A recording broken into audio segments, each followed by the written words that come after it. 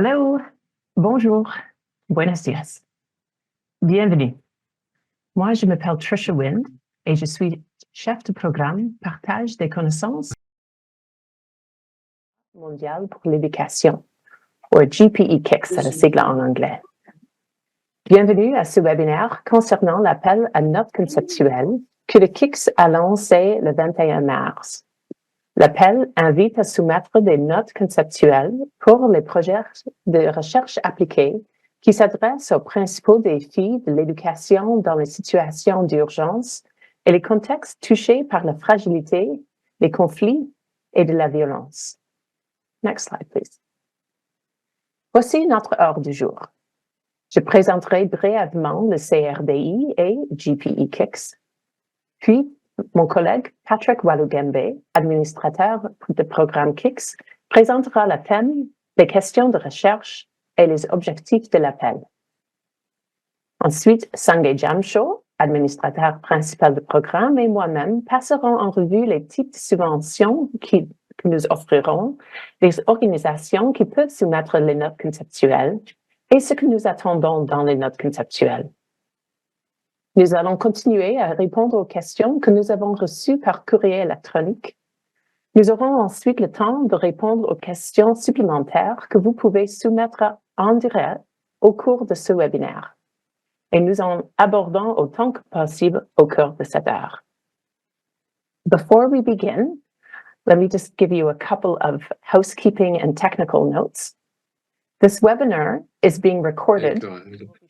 Ce webinaire est enregistré et sera disponible en replay, mais seulement les noms des présentateurs seront disponibles. Dans ce replay, tout en haut, vous allez avoir certains boutons de navigation. Si vous perdez votre connexion, vous pouvez cliquer sur l'icône pour rafraîchir votre page. Si vous souhaitez avoir le captioning bas de votre écran, vous pouvez cliquer sur l'icône qui ressemble à un dialogue lorsqu'il sera temps des questions et réponses, ou vous pouvez cliquer sur l'icône chat pour poser toutes vos questions. Vous savez que vous pouvez poser des questions en français, en anglais ou en espagnol. Si vous avez besoin d'une assistance technique, vous pouvez cliquer sur le point d'interrogation. Si vous voulez changer de langue pour suivre, ou la qualité de la vidéo, ou toute autre question technique, vous pouvez cliquer sur la roue dentée pour les paramètres. On peut passer à la slide suivante, s'il vous plaît. Je vais... Le Centre de recherche pour le développement international est une agence du gouvernement canadien. Il finance la recherche appliquée en Asie, en Afrique, en Amérique latine et au Moyen-Orient sur une série de sujets.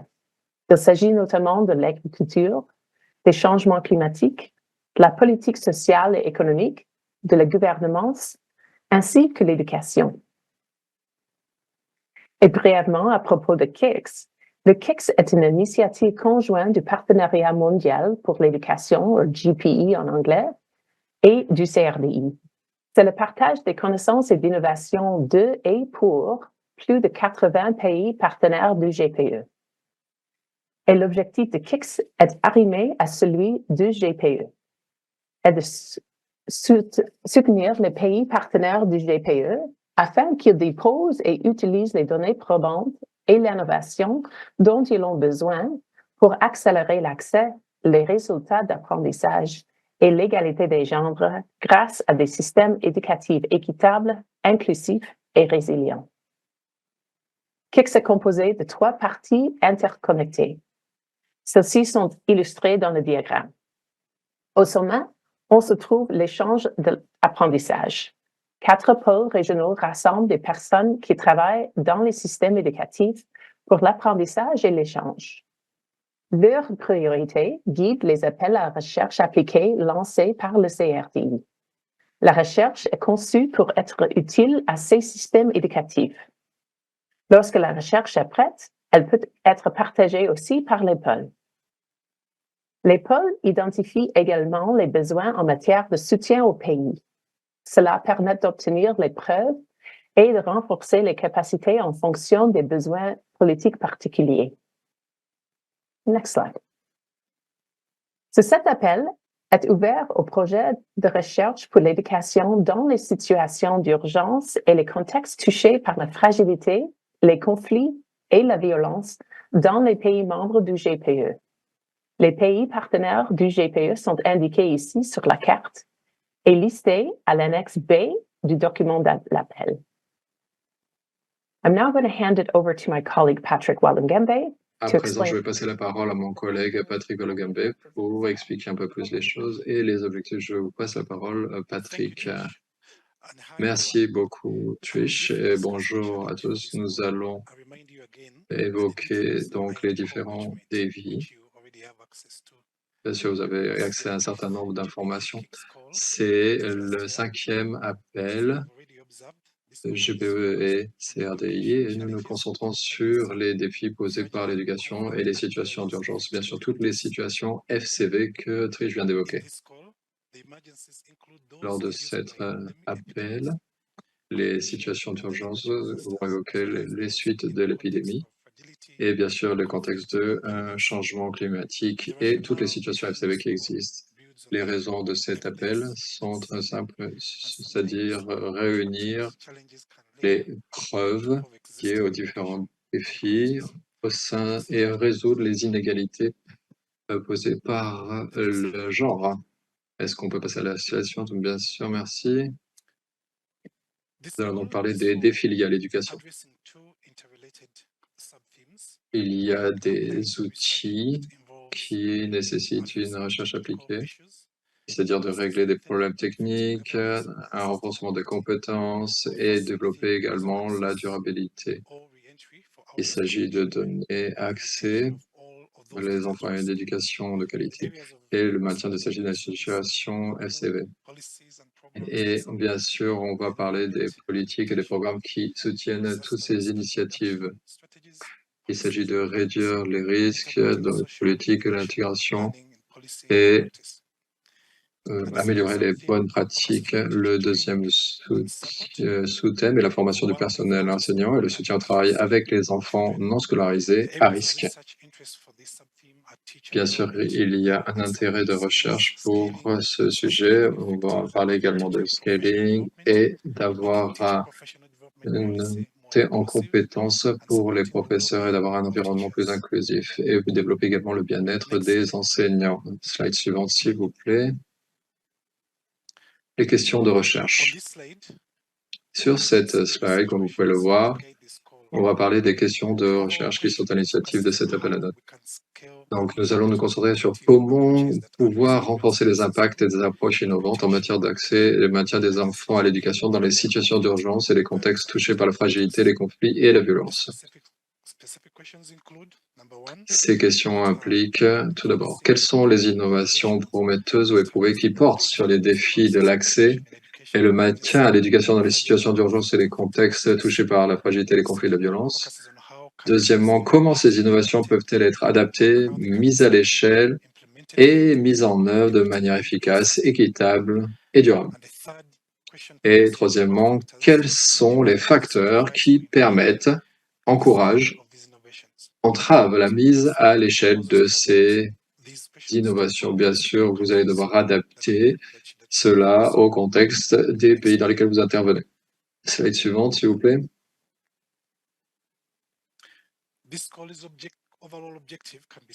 Bien, parlons des objectifs de l'appel à présent. Ce sont les suivants. Tout d'abord, produire des données probantes sur la façon de mettre à l'échelle l'impact d'approches novatrices prometteuses ou éprouvées pour relever les défis de l'accès et du maintien des enfants à l'éducation dans les contextes FCV. Deuxièmement, il s'agit de renforcer les capacités des parties prenantes concernées à utiliser ces connaissances et innovations. Et troisièmement, mobiliser les données probantes élaborées pour améliorer les politiques et pratiques dans les systèmes éducatifs tout en soutenant l'égalité des genres, l'équité et l'inclusion. Donc voilà, ce sont les trois thèmes les plus importants.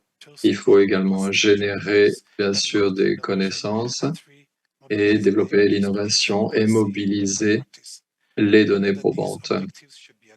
Bien sûr, ces objectifs doivent être adaptés au contexte particulier qui sont les vôtres. Il faut garder en tête également que dans le cadre de KICS, produisons des connaissances, mais nous souhaitons également les mettre en œuvre. À présent, nous allons parler des types de subventions auxquelles vous pouvez candidater. Et je repasse la parole à Trish. Merci beaucoup, Patrick. Bien, nous allons poursuivre et nous allons parler de nos attentes dans les slides suivantes. Nous allons détailler les différents aspects des appels à notes. Donc, nous vous invitons à prêter attention à cela. Nous avons déjà reçu un certain nombre de questions sur l'éligibilité. Nous allons donc parler des premiers critères d'éligibilité d'admissibilité. Les organismes individuels ou les groupes de 3 organismes maximum travaillant en consortium peuvent présenter une demande. Les organismes doivent être enregistrés, constitués en société au niveau national ou international et basés dans des pays à faible revenu ou à revenu intermédiaire. Ça peut être des ONG, des associations à but non lucratif. Et donc, on peut également avoir des partenariats avec le secteur privé. Donc, on peut avoir le savoir-faire technique ou financier pour développer le projet, bien sûr. L'organisation doit d'avoir un statut juridique et être en mesure de passer des contrats en leur nom propre et pour leur compte. Elles doivent également recevoir et administrer des fonds et avoir l'autorité nécessaire pour diriger les activités relatives au projet proposé. Pour cet appel à notes, les organismes doivent également avoir une forte présence et être passés dans des pays à faible ou moyen revenu. Ils doivent avoir une forte présence ainsi que des antécédents de travail dans le secteur de l'éducation des pays partenaires du GPE. Vous pouvez demander aux personnes qui sont en charge de l'organisation administrative et légale de lire attentivement le document et surtout de suivre les liens et voir quel type de subvention ils peuvent candidater pour voir quelles sont les demandes qui y figurent et pour voir quel type de subvention vous pouvez prétendre.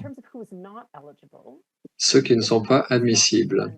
Cet appel n'est pas destiné à financer des recherches à titre particulier. Ce n'est pas admissible non plus pour les ministères et organismes gouvernementaux. Et ne sont pas admissibles non plus les fournisseurs à but lucratif de services éducatifs de base. Je repasse la parole à présent à mon collègue Sangay. Bonjour à tous. En ce qui concerne les notes, on a différents types. On a les subventions nationales uniques qui sont adaptées aux besoins nationaux particuliers en association directe avec les institutions nationales chargées de l'élaboration des politiques, avec un financement entre 300 000 et 500 000 dollars canadiens, et cette demande doit être dirigée par des organisations nationales au pays concerné ou un consortium dont les membres se trouvent à l'extérieur du pays. On peut avoir également des subventions multi-pays avec un impact ciblé dans 3 pays ou plus et une pertinence directe pour les priorités particulières de ces pays. Un financement entre 800 000 et 1 million de dollars canadiens. Et c'est une demande dirigée par un organisme d'un pays à faible revenu et à revenu intermédiaire. Un consortium également avec un maximum de 2 organisations supplémentaires.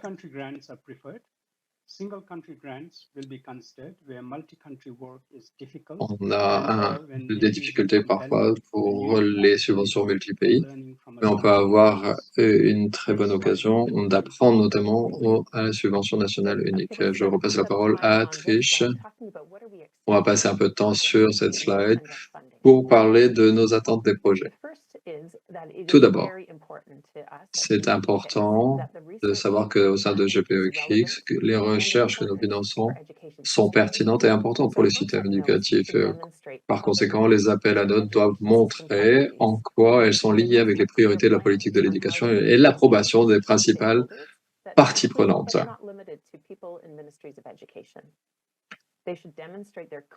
Il faut également montrer, avec des documents officiels, peut-être le lien avec les systèmes de l'éducation ou d'autres documents stratégiques. Bien sûr, nous allons rechercher des preuves que les candidats travaillent dans le pays et connaissent les parties prenantes les plus importantes. Ensuite, la recherche de haute qualité sera faite au service du développement. Comme l'a dit Patrick, c'est ce que nous entendons. Nous souhaitons avoir des preuves pour le renforcement des compétences et pour mobiliser les connaissances pour avoir un impact maximal sur les politiques éducatives. Nous sommes concentrés sur l'action et bien sûr, nous nous attendons à être à la hauteur des standards de qualité. Et bien sûr, le lien est fourni dans le document. La recherche pour la mise à l'échelle de l'innovation utilisera une approche critique. C'est éthique, cela comprend également les connaissances locales, cela promeut l'égalité des genres, l'inclusion et l'équité. Troisièmement, les appels à notes doivent se concentrer sur des recherches existantes qui peuvent être mises à l'échelle. Et on peut développer également le développement au niveau du GPE. Qu'est-ce qu'on veut dire par l'innovation? Ça peut être des pratiques, ça peut être des politiques, des programmes, des technologies, différentes approches, différentes plateformes ou d'autres interventions. Et ça peut être une combinaison de tout cela, notamment lié à... Ils ne sont pas exactement l'innovation. On a différentes approches pour adresser ces défis pour les systèmes éducatifs. Les candidats doivent se concentrer sur ce qui est pertinent et ce qui est approprié de manière culturelle. Il faut que ce soit faisable, il faut que ce soit scalable, il faut que ce soit économique. L'innovation ici, la concentration peut être développée dans un contexte national ou international. On va s'attendre à une approche qui peut être mise à l'échelle pour les pays membres du GPE ou qui vont être mises à l'échelle. Et maintenant, nous allons parler de mise à l'échelle pour la recherche. On veut s'assurer que la mise à l'échelle fait partie du processus que vous découvrez. Ce type de recherche inclut également l'adaptation, l'innovation et le contexte et des besoins. Et il faudra également tester et mettre à l'échelle. Comment il y a cette mise à l'échelle? Quelle est l'approche politique? Est-ce que c'est une approche en termes de compétences? Les projets peuvent soutenir le renforcement des compétences des parties prenantes qui vont s'adapter tout au long du processus de mise à l'échelle. Et bien sûr, on peut avoir une étude des coûts pour accomplir cette mise à l'échelle. Il faut savoir combien ça va coûter et combien ça va coûter de mettre à l'échelle. Et bien sûr, une étude d'évaluation. Nous espérons que ces appels à notes vont adopter une approche critique de la mise à l'échelle. Se développer n'est pas toujours souhaitable. Il faut plutôt améliorer le ratio entre la qualité et la quantité et évaluer les avantages que ces systèmes éducatifs peuvent apporter aux enfants. Bien sûr, vous pouvez retrouver des liens pour élaborer cela. Et je vais demander à mon collègue de mettre le lien dans le chat pour diriger vers certaines ressources qui peuvent être importantes sur la mise à l'échelle et également d'équité et de genre dans la mise à l'échelle. On va mettre à jour le document FAQ à l'issue de ce webinaire pour que vous ayez toutes les ressources. La promotion du GEI sont très importantes. Les objectifs de ce webinaire. Les appels à notes doivent donc inclure le GEI ainsi que l'équité et sur tout type de lieu. Est-ce que vous pouvez penser bien sûr au GEI et notamment sur l'expertise de l'équipe projet, notamment sur les aspects d'identification et également les questions de recherche, de méthodologie et de mobilisation des connaissances. Bien sûr, les études de type Chernobyl ne seront pas prises en considération. Vous pouvez rechercher, notamment pour ce qui est déjà fait, notamment sur l'annexe B. Et enfin, je ne vais pas trop en parler, mais les projets feront partie du programme KIX, un partage de connaissances et d'innovation, notamment sur l'apprentissage et la mobilisation de connaissances. And what are we looking for in the concept note?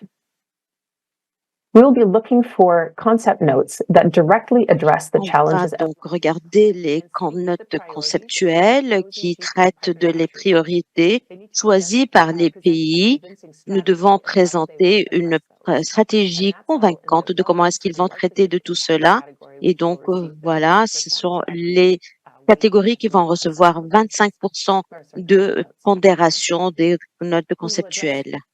Nous allons voir les questions de recherche importantes avec des critères convaincants, avec des stratégies claires d'intégration de genre, avec donc un impact. Tout cela est couvert dans la méthodologie.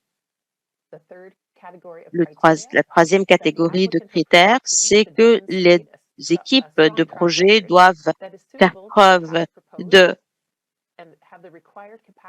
d'avoir les capacités nécessaires pour les genres, la mobilisation et l'égalité de genre, et doivent également faire preuve de comment est-ce qu'ils vont coordonner en tant qu'équipe. Tout cela sera donc coordonné en tant qu'équipe de l'évaluation. Et enfin, les activités, les résultats, tout cela justifie le budget de composition et c'est ce que nous allons rechercher comme critère. Les appels de documents détaillés doivent correspondre au format. Les notes conceptuelles sont assez brèves, donc nous recommandons que vous laissez du temps pour votre concept note. Chaque section devra être claire et succincte et traiter de ces aspects. Sangue va donc passer en revue ces aspects-là. Très bien. Voilà, nous avons ici donc des dates de processus d'évaluation. Donc, les dernières dates de réception sera le 25 avril à minuit moins une minute. Vous êtes appelés à soumettre des appels complets. Il y aura donc le développement des notes avec les critères d'évaluation. Les propositions seront plus détaillées avec des sections sur la recherche et l'éthique suivant et il faudra fournir la démonstration de l'engagement des parties prenantes. Il faudra avoir un budget détaillé, un plan de travail. Les candidats retenus devront soumettre leurs propositions détaillées selon le formulaire en ligne à la date du 11 juillet 2024. Les propositions soumises seront passées en revue par le IDRC, suivi par une révision externe par un panel d'évaluation indépendant et donc avec un retour d'information pour août. À vous, Lucia. Oui, exactement. La présentation jusqu'ici a traité de certaines questions que nous avons reçues, mais maintenant nous allons passer à des questions plus spécifiques. Certaines des questions que nous recevons sont très spécifiques par rapport à des organisations spécifiques, etc. Mais on ne peut pas répondre à tout cela.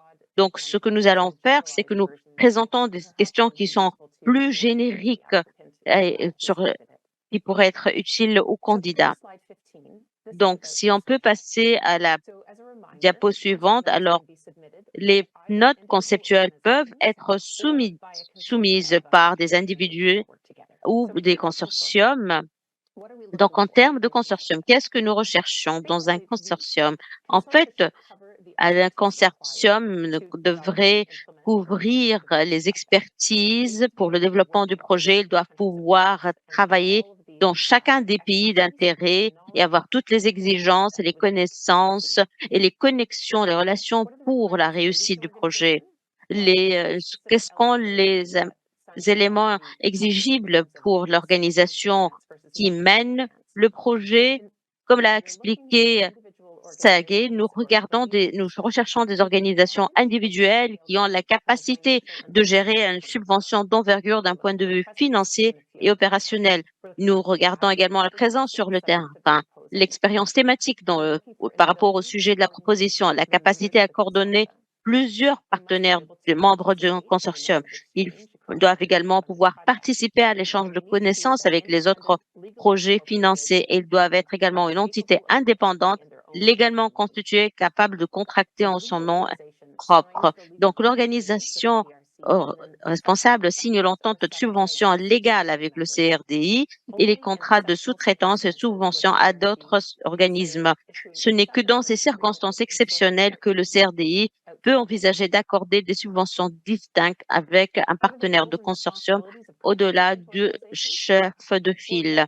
Quels sont les rôles et les obligations des organisations candidates? En fait, les parties prenantes concernées par les objectifs doivent démontrer qu'elles travaillent sur les différents secteurs de l'éducation dans les pays partenaires. Ils sont responsables des différents aspects du travail. Et il faut noter également que l'organisation responsable est responsable ultimement pour tous les aspects, toutes les questions financières et techniques du travail. Nous avons également une question. Est-ce que c'est possible qu'il y ait jusqu'à 3 organisations dans un consortium, qu'il y ait d'autres partenaires supplémentaires? Oui, vous avez peut-être ajouté d'autres partenaires selon vos plans. Ça dépend, ça peut être des associations de professeurs peut-être ou des ONG. Il faut réfléchir à qui sont ces parties prenantes et quelles sont leur pertinence par rapport aux objectifs du projet et comment mieux les impliquer. Prochaine diapo. Alors, nous avons des questions par rapport à l'éligibilité. D'abord, est-ce que les organisations du secteur privé peuvent être candidates? Oui, à part les fournisseurs ou les prestataires de services d'éducation tels que les grandes chaînes d'écoles privées. Les organisations du secteur privé peuvent candidater. Elles doivent démontrer la capacité, les ressources du secteur privé, oui, qui vont contribuer au projet. Il faut expliquer la section de notes de budget, de la note conceptuelle. Le budget détaillé doit inclure les ressources spécifiques. L'autre question porte sur l'implication potentielle des ministères de l'Éducation. La réponse est non. Les ministères de l'Éducation ne peuvent pas être partenaires dans les consortiums parce que la majorité des fonds bénéficient déjà du ministère d'éducation. Le KICS est un mécanisme complémentaire pour les pays et les candidats sont encouragés pour l'implication, l'engagement des partenaires stratégiques et du gouvernementaux à travers leurs projets, avec la mise à l'échelle des systèmes d'éducation. Mais les ministères ne peuvent pas recevoir de financement à travers KICS. Troisième question, est-ce que les organismes basés sur dans un pays partenaire, est-ce qu'ils peuvent déposer une demande pour un projet multi-pays? La réponse est oui. Alors maintenant, nous avons, est-ce que d'autres questions? Est-ce que les organisations basées sur un LCMI peuvent mener un projet de monopays ou multi-pays? La réponse est oui. Est-ce que les organisations basées dans un pays de revenu modéré, qui n'est pas un pays partenaire GPE, est-ce qu'ils seront éligibles? La réponse est oui. Sangue, à vous. Alors, et ça, c'est la dernière question sur l'éligibilité ou l'admissibilité. Est-ce que les organisations peuvent être candidats pour les subventions multi-pays ou à pays simples? Les subventions individuelles et multinationales seront dirigées par des organisations à revenus faibles et intermédiaires. Les KICS priorisent le financement essentiellement pour les pays du Sud, c'est-à-dire les organisations africaines ou d'Amérique latine ou coréennes, et puis les organisations dans des pays à revenus faibles mais intermédiaires également. plusieurs organisations internationales, des ONG et autres, qui ont des bureaux nationaux ou régionaux dans, dans ces régions peuvent candidater. Prenez cela en compte. Nous voulons financer les organisations basées dans ces pays à même revenus faibles à modérés ou intermédiaires. Si l'accord ne peut pas sera géré dans un pays en Europe, par exemple, ou un autre pays à fort revenu, ces bureaux ne sont pas éligibles pour cet appel. Ici, on a encore quelques questions concernant la localisation. Les projets multi-pays doivent comprendre au moins 3 pays. Cette question, est-ce que cela comprendre les pays partenaires GPE et les pays qui n'en font pas partie? La réponse est non. Le KIC, c'est un mécanisme GPE et donc il travaille uniquement avec les pays partenaires GPE. Comment est-ce qu'une organisation peut prouver qu'elle entretient des relations avec les parties prenantes de l'éducation dans les pays cibles?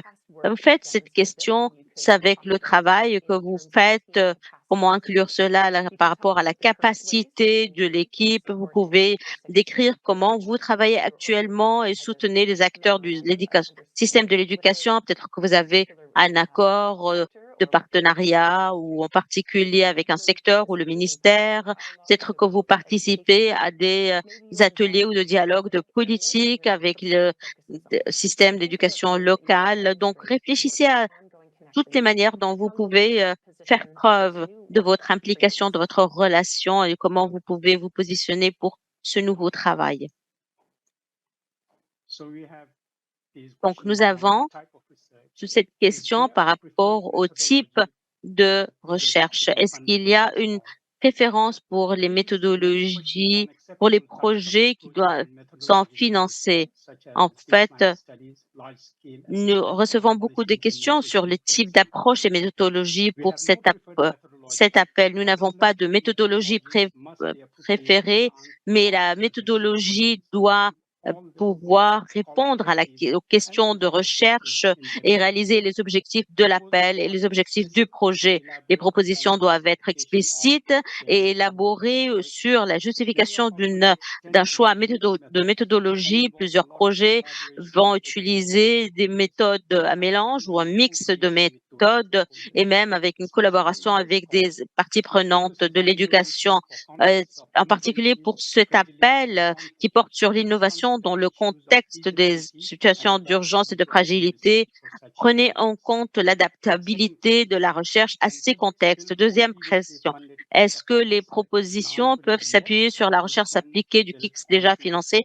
Oui, absolument. Vous pouvez vous appuyer sur la recherche appliquée du KICS déjà financé.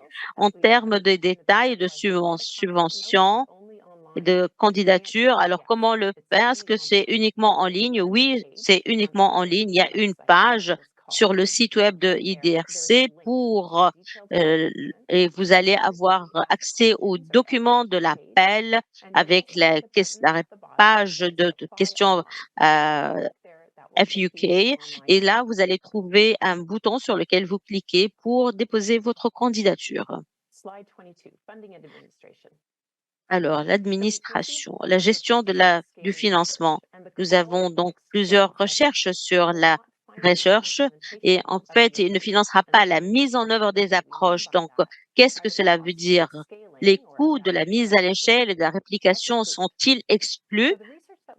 Alors, la recherche que nous finançons vise à s'appuyer sur des éléments qui fonctionnent déjà et à positionner la recherche de manière à acquérir et à mobiliser des connaissances. Donc, quand on dit qu'on ne va pas financer la mise en œuvre parce que le financement dépasse le cadre du projet de recherche, ça veut dire que le financement que nous offrons n'est pas destiné à la mise en œuvre de l'approche innovante, mais à la recherche. La question, c'est, vu que les coûts de l'exploitation peuvent être supérieurs dans des pays affectés par des conflits ou fragiles, est-ce que le budget peut dépasser les montants? La réponse est non. Les montants plafonds ne peuvent pas être dépassés. Et donc, quelle est le pourcentage de ce budget qui peut être présenté par les coûts indirects. Les coûts indirects, cela comprend le coût d'administration, les salaires, les avantages au personnel et le soutien pour gérer le projet, le coût de télécommunications ou équipements informatiques, etc. On peut couvrir jusqu'à 13% en termes de coûts indirects qui peuvent être gérés. 13%, cela n'inclut pas les coûts indirects en soi. À cette étape de concept note, il y a une question sur les fonds. En fait, on demande un budget bref à ce stade. Si vous avez d'un financement complémentaire, n'hésitez pas à l'expliquer dans le texte et ceux qui vont soumettre une proposition complète dans la deuxième phase, ils vont devoir donc, on leur posera la question concernant le financement en matching, les budgets détaillés. À vous, Sangré. Alors ici, nous avons deux questions. Est-ce que le coût couvre tous les niveaux d'éducation, y compris le pré-primaire et le tertiaire? La question, KICS se concentre sur l'éducation de la petite enfance à l'enseignement secondaire. Et nous reconnaissons les complexités de l'éducation. Deuxième question, est-ce que les projets peuvent couvrir toutes les sous-équipes ou pas? Alors, les propositions peuvent couvrir un ou plusieurs sous-équipes, sous-thèmes. Deuxième diapo. Alors, est-ce qu'une organisation peut soumettre un ou plus de candidatures pour les concept notes? Oui, les organisations peuvent déposer jusqu'à 2 concept notes en tant qu'organisation individuelle ou en tant qu'organisation responsable d'un consortium. Merci. Alors là, nous avons couvert une grande partie des questions que nous avons reçues jusqu'ici par email. Avant ce webinaire, donc à ce stade, nous allons traiter les questions que vous avez encore et nous allons essayer de répondre à autant de questions que possible. Donc encore une fois, pour pouvoir présenter une question, cliquez sur le bouton avec la personne qui a la main levée et on va vous demander votre nom et là, vous pourrez poser votre question en français, en anglais ou en espagnol. Notez que votre question ne sera pas visible pour tout le monde dans le webinaire, mais nous pourrons les voir et mes collègues font de leur mieux pour les mettre ensemble et voir s'il y a un chevauchement entre les questions.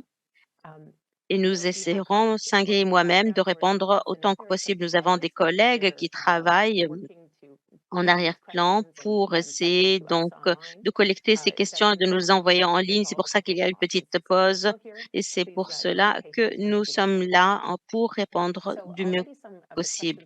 Alors, nous avons déjà des questions qui arrivent et la première question porte sur la recherche, l'intérêt porté sur la recherche, sur les personnes déplacées ou les réfugiés des pays partenaires, des pays GPE, mais qui ne sont pas des pays partenaires GPE. Il est vrai que cet appel porte essentiellement sur le travail, sur les populations déplacées, mais toutefois, nous devons travailler essentiellement sur les pays partenaires GPE. Alors, même si dans l'éducation pour les populations déplacées, y compris les réfugiés, est l'intérêt du projet. La recherche doit porter essentiellement sur les populations dans les pays partenaires GPE.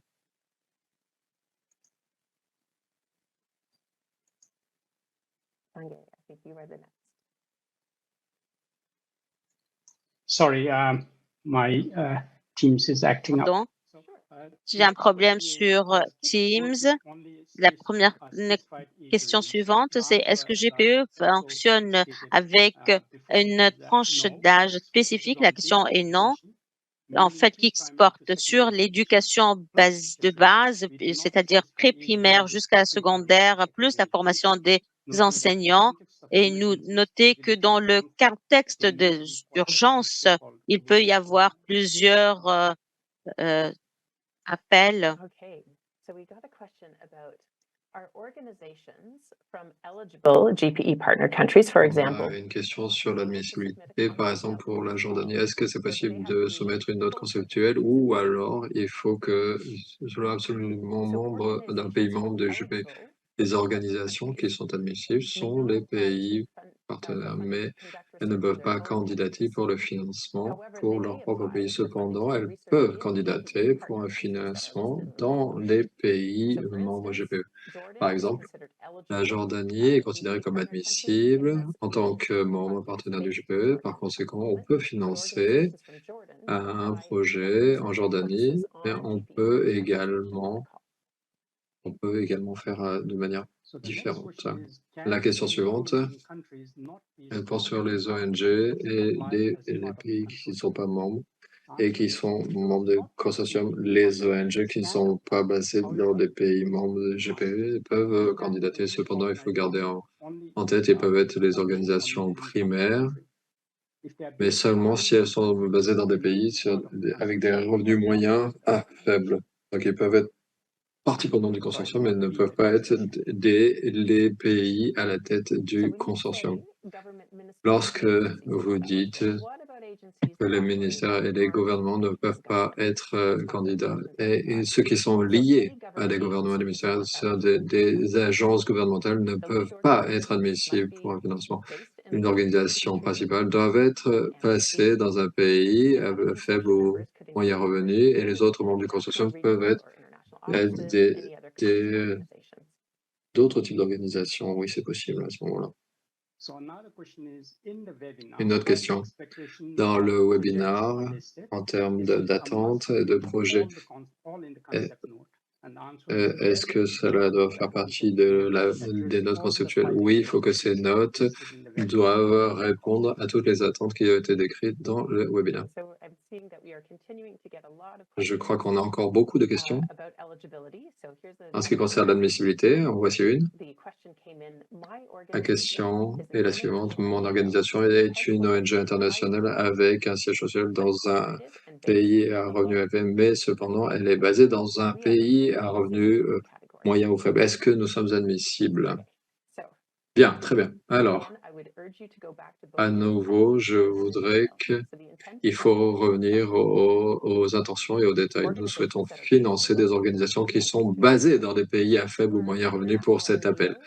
Si vous êtes une organisation, une ONG internationale avec un siège social qui est dans un pays à revenu élevé, vous n'êtes pas admissible si des officiers nationaux ou régionaux sont enregistrés indépendamment dans des pays qui soumettent l'appel. À ce moment-là, ils peuvent être considérés comme admissibles. Mais il faut garder en tête l'intention et ensuite on voit les modalités pratiques.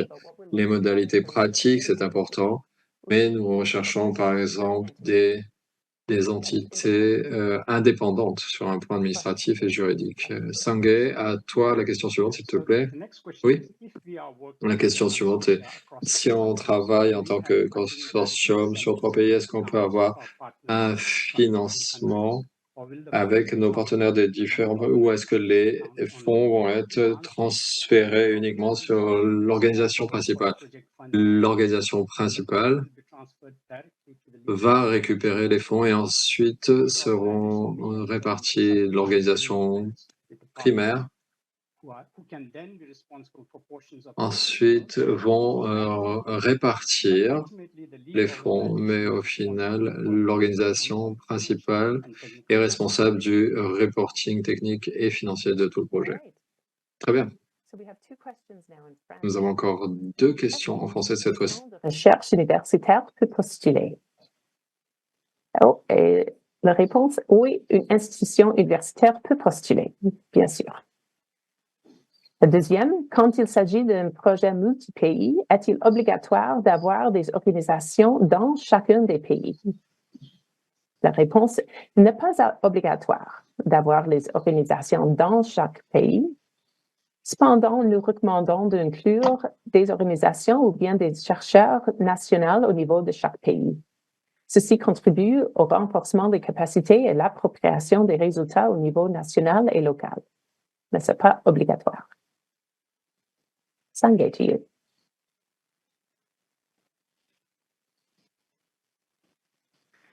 So another question is, can training Une autre question. La formation universitaire financée par des gouvernements nationaux ou régionaux en Afrique peut être éligible? Oui, absolument. C'est possible. Ils peuvent être admissibles. Nous ne considérons pas que ce sont des agences gouvernementales. Les communautés régionales économiques peuvent appliquer, oui. Les institutions intergouvernementales régionales sont admissibles à partir du moment où elles sont enregistrées dans un pays à faible ou moyen revenu. Et donc, au vu des attentes de financement des projets qui mobilisent les ministères de l'Éducation et d'autres parties prenantes de gouvernement, quels sont vos conseils pour les projets qui se passent dans les gouvernements en situation FCV où il y a un manque criant d'efficacité? Nous encourageons tous les projets à faire une cartographie des ressources et à utiliser ces résultats pour voir quelles sont les parties prenantes les plus appropriées pour réussir le projet et avoir le meilleur impact. Nous vous encourageons également à mobiliser les connaissances et avoir des approches qui sont les plus pertinentes au contexte FCV, comme vous le décrivez par exemple. Une autre question, c'est une clarification sur le budget. Le budget est-il un format pour les notes conceptuelles ou pour le projet? Non, le template pour le budget est différent. Le template de budget est tout à fait disponible sur le site CRDI ou alors sur la plateforme de soumission des projets. Donc, par conséquent, nous avons juste besoin d'un résumé pour ceux qui veulent soumettre une soumission intégrale. Il faudra soumettre à ce moment-là un budget complet. Question suivante. Est-ce qu'il y aura un enregistrement et le replay sera-t-il disponible de ce replay? Oui, bien sûr, il sera disponible sur la chaîne YouTube de CRDI, également sur le site Internet. Est-ce que c'est possible d'avoir une subvention multi-pays pour 2 pays ou 3 pays si on a une bonne justification? Non, les subventions multi-pays doivent compter au moins 3 pays avec une pertinence pour ces 3 pays. Nous allons nous tenir à 3 pays, pas 2.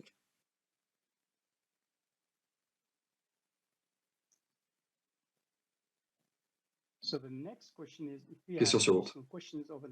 Si nous avons d'autres questions, pardon. Ah non, c'est pas tout à fait une question. Est-ce possible de vous envoyer des questions ultérieurement? Oui, absolument. Vous pouvez envoyer vos questions plus tard si vous en avez.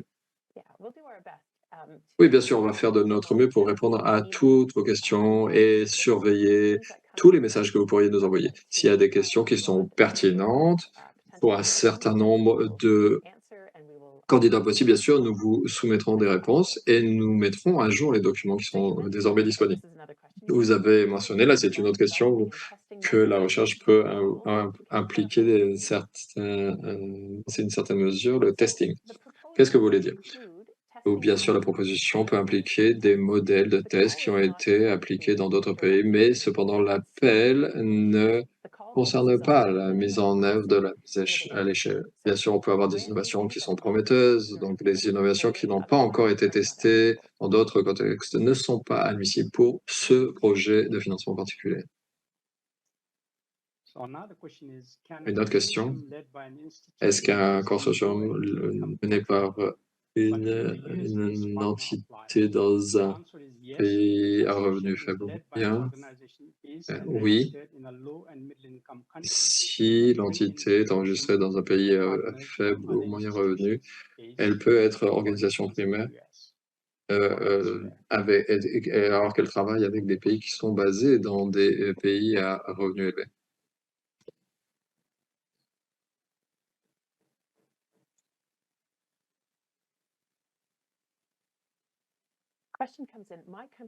Une autre question, la politique de ma question nous empêche de transférer des fonds à l'étranger. Est-ce que vous avez une alternative? Oui, alors dans ce cas, L'approche la plus facile, c'est de travailler avec un consortium et d'avoir donc une institution qui est basée dans le pays où souhaitez transférer les fonds, mais ça doit être l'organisation primaire. To say, if your country's policies prevent you from then maybe apply Si in a les consortium, but not as les the règles dans votre pays vous empêchent de faire cela, alors vous ne pouvez pas être l'organisation lead ou responsable. Une autre question, est-ce qu'on doit faire des études empiriques ou sur les innovations ou est-ce qu'on peut utiliser des démonstrations, des preuves précédentes pour la mise à l'échelle? Les projets, en nous considérant, doivent travailler avec des innovations qui sont prometteuses ou qui sont déjà été démontrées. Dans le processus du projet, on s'attend à voir des preuves ou démonstrations de l'intérêt porté par votre étude. Vous devez avoir des innovations adaptatives au nouveau contexte et tester son efficacité.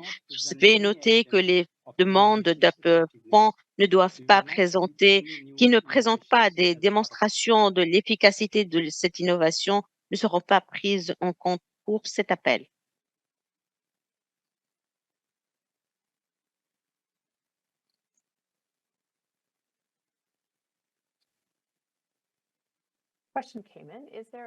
Une autre question, est-ce qu'il y a une personne contact qui peut nous donner des conseils au cours du processus de soumission? Si vous avez encore d'autres questions, vous pouvez les envoyer à l'adresse email kickscall@idrc.com et nous ne pourrons pas répondre à toutes les questions, mais nous vous encourageons à continuer à consulter la page des questions FAQ. Alors maintenant, la question, est-ce qu'il y a une limite en termes de pourcentage de financement, pourcentage de financement pour le personnel? En fait, le pourcentage pour le personnel ne doit pas passer 25% du budget du projet. Si cela est dépassé, il faut avoir une explication pour cela.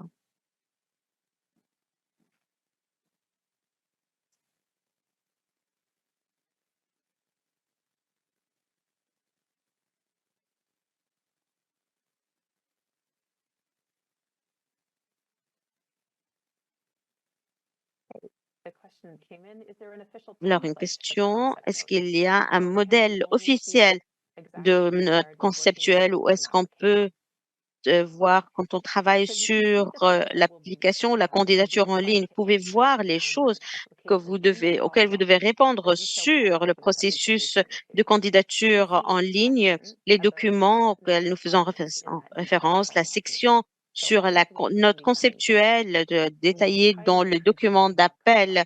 Nous vous encourageons à lire ces documents et quand vous arrivez à l'application au formulaire de candidature en ligne, vous allez voir tout cela dans le document de l'appel. Alors, la question, est-ce que deux pays sont suffisants pour soumettre une proposition à multi-pays ou est-ce qu'il faut avoir 3 pays? Cette question est revenue beaucoup, donc je crois que ça vaut la peine de répondre encore. Une demande de fonds multi-pays doivent comprendre au moins 3 pays, partenaires ou organisations.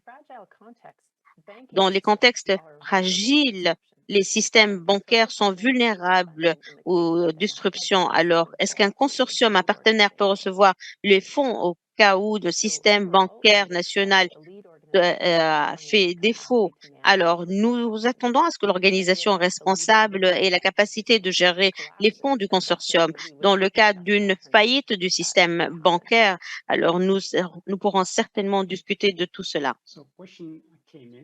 Une autre question, si un partenariat ou un consortium est en cours de développement mais n'est pas encore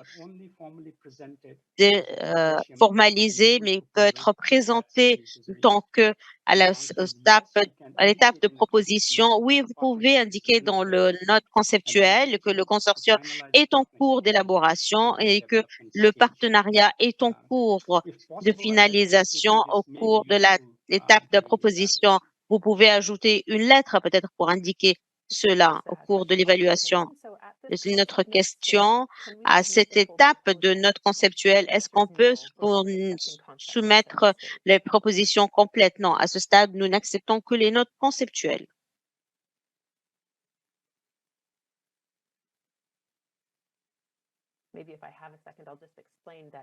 Si j'ai un peu de temps, je peux expliquer qu'à ce stade, le portail en ligne ne peut accepter que les notes conceptuelles.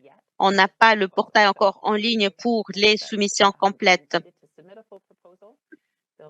Donc, seuls les candidats qui seront retenus pour proposer une proposition complète pourront avoir accès au système en ligne pour pouvoir faire cela. Mais merci de poser la question en avance. Je crois qu'on en est à la fin. On va attendre s'il y a encore quelques questions de plus. Oui. Alors, 5 et oui. Est-ce qu'il y a des cas de réussite qui peuvent être ajoutés en tant que référence? Oui, bien sûr. Vous pouvez explorer les projets en cours sur notre site web qui est GP Kits. Et vous allez trouver une description et même dans la librairie ou la bibliothèque sur le site web, vous allez trouver les différents projets KICS. Alors, question, est-ce qu'il est permis pour une organisation d'apparaître sur plusieurs notes conceptuelles avec différents rôles, d'être responsable sur un consortium, d'avoir un rôle d'assistance technique sur un autre? Oui, c'est acceptable pour une institution de soumettre plus d'une note conceptuelle et avec des rôles différents dans chaque projet proposé, mais une organisation ne peut soumettre que 2 notes conceptuelles en tant que lead ou en tant qu'organisation responsable d'un consortium. Alors, j'ai une question en français, je vais y répondre. N'a pas encore d'expérience peut prouver ses capacités de gestion de projet. La capacité de gestion du projet est révisée en tenant compte de la composition de l'équipe de recherche, expérience, les curriculum vitae et la composition de consortium, si c'est le cas. Oh, il y a encore une autre question en français. En cas de consortium, est-ce que toutes les parties doivent avoir la même nature juridique? Non. Les membres du consortium peuvent être dans les bureaux nationaux, régionaux ou internationaux d'organisations multilatérales ou d'ONG internationales ou d'autres organisations extérieures de la région.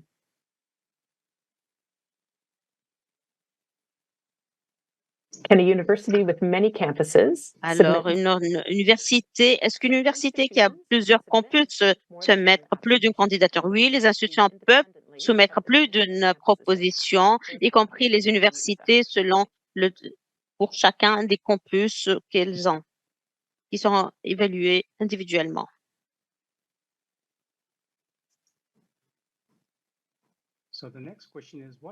La prochaine question, quel est le type de produit de connaissances que vous attendez de ces projets? Chaque projet est supposé développer une stratégie de mobilisation de connaissances et développer des résultats dans le cadre de leur stratégie. Les résultats doivent être créés pour les utilisateurs de connaissances et les résultats de recherche doivent inclure des articles de révision de pairs, des livres, des chapitres de livres. Pour les utilisateurs de connaissances, les résultats peuvent inclure les stratégies de mise à l'échelle, les rapports d'évaluation, les études, les stratégies de contextualisation, d'adaptation, les documents de formation, des toolkits, etc., des vidéos, les podcasts. Alors, la dernière question à laquelle on va répondre parce que nous n'avons plus de temps. Alors, la question, est-ce que les fonds ou le projet vont couvrir uniquement les frais de la recherche ou ils peuvent également couvrir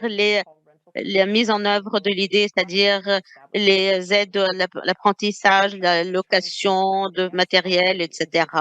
Réfléchissez que toutes les possibilités, en fait, la meilleure chose à faire ici, c'est d'avoir une liste de toutes les dépenses éligibles. Vous référez aux directives de IDRC et c'est accessible sur notre site web avec justement des détails de ce qui est éligible en termes de coûts. Alors, on arrive à la fin de l'heure. Je vais demander à nos collègues de mettre de nouveau les données avec les dates. Comme je l'ai dit, nous allons donc maintenir à jour la page des questions que nous allons recevoir. Si nous avons des questions qui seront posées et qui pourraient être utiles à tout le monde, nous allons les partager. Je remercie tout le monde pour votre intérêt et pour cette étape de notre conceptuel. Nous sommes impatients de recevoir vos soumissions. Voici les dates que nous devons suivre, le 25 avril pour date de soumission, qui vont être ensuite évalués par les équipes et puis les candidats présélectionnés seront invités à soumettre des propositions complètes au 30 mai. Ces propositions complètes devront être soumises à la date du 11 juillet avec une révision par un panel indépendant. Les candidats seront informés de la décision au 30 août. Nous arrivons à la fin de la réunion. Je vous remercie encore une fois. Une très bonne journée.